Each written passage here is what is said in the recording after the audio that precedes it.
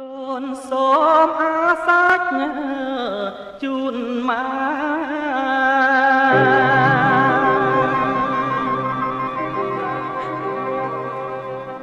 អាសាច់ជូនម្ដាយ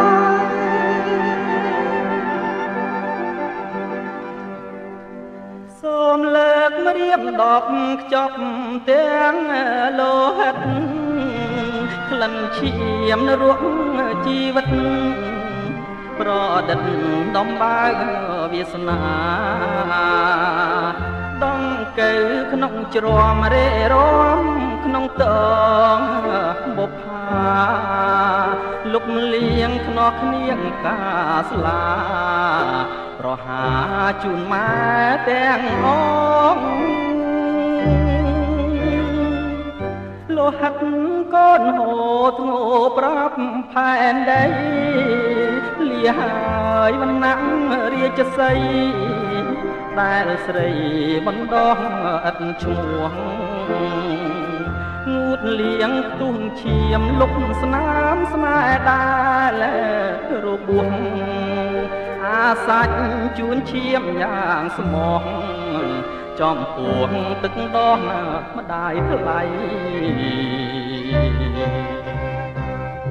បាតជើងអ្នកមានលើស្ពានអ្នកក្រម៉ែប្រាប់ឲ្យកូនត្រដោតស៊ូយូរឆាប់គង់ផុតអវិជ័យ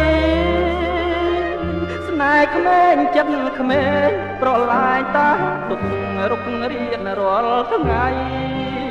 សួរអាសាច់ជួនម្ដាយថ្លៃលោកីគង់មិនធរមានសូសៀងងរឹងកូនដឹងទាំងអស់